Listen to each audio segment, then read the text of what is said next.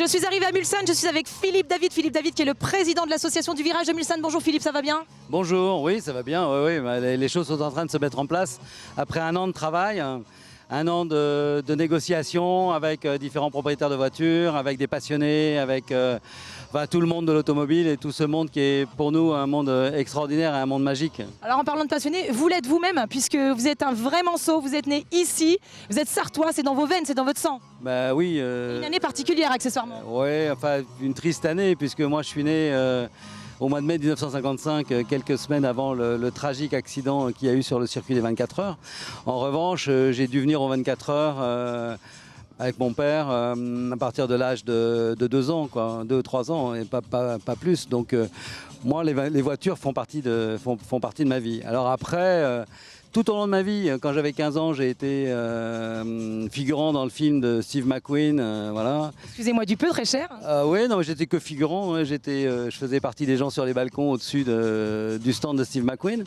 Mais le Mans, les voitures font partie effectivement de ma vie. Ouais. Alors justement, c'est un événement absolument exceptionnel. Vous êtes le seul événement à être sur le circuit. C'est extraordinaire. Mais oui, c'est pour ça que notre événement est particulier. Oui. Grâce à l'ACO, qui est un de nos partenaires principaux, nous avons la chance de bénéficier de ce site exceptionnel du virage de Mulsanne. Alors on le sent d'ailleurs, hein. Moi je me sens dans l'immersion totale. Et alors il y a aussi des véhicules extraordinaires que vous avez fait venir cette année, dont notamment un hypercar, je vous laisse en parler. Alors oui, bien sûr, vous avez là sur le virage de Mulsanne une voiture qui est absolument unique, qui est une Delage.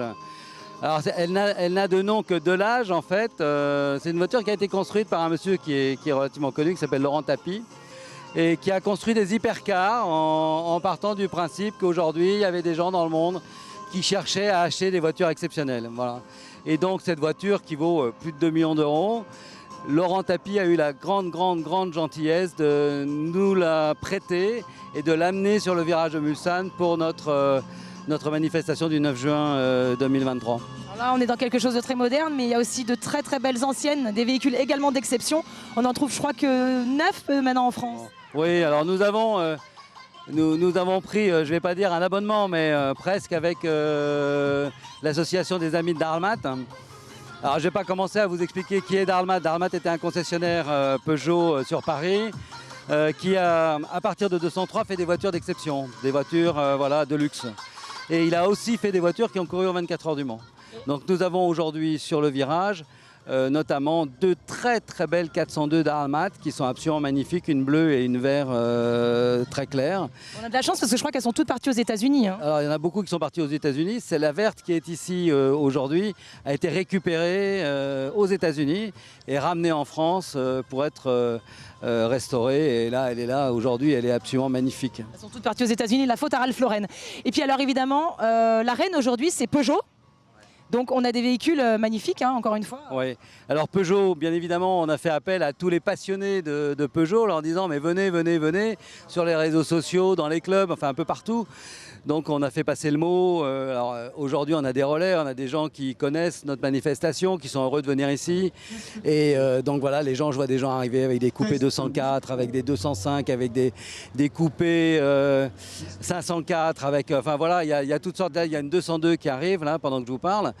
Voilà quoi, c'est magique. Alors Peugeot évidemment est indissociable de l'histoire des 24 heures. Peugeot, à quelques exceptions près, a toujours été présent au moment des 24 heures. Donc je pense que c'était important, l'année du centenaire, de leur rendre hommage. Donc ils ont motorisé la Charles Deutsch, qui était une voiture avec 2 grands ailerons, qui est au musée de l'auto, qui avait un moteur Peugeot. Ils ont motorisé les WM-WR et nous avons aujourd'hui toute l'équipe, l'ancienne équipe WM-WR, le fils de Roger Dorchy, qui s'appelle Geoffroy Dorchy, lui, est venu nous rendre visite parce que son papa est malade, mais son père détient le record de vitesse en course sur la ligne droite de Hunaudière avec 405-407 km/h. Fabuleux. Écoutez, en tout cas, merci. C'est merveilleux. Je crois que ça donne envie à tout le monde d'être là. Et ceux qui n'ont pas pu avoir cette chance-là, eh bien voilà, grâce à vous, ils ont des explications. Alors d'une part, ils ont des explications. C'est dommage qu'ils ne soient pas là, mais ils peuvent venir l'année prochaine. C'est ça. Je pense qu'on essaiera de faire en sorte que l'année prochaine, le virage soit tout bleu. Tout bleu France, avec des Alpines, avec des voitures françaises, avec des Renault et des Alpines. Parce qu'on est français et fiers de l'être. Rendez-vous pris pour l'année prochaine. Merci. Okay, merci Philippe. Merci.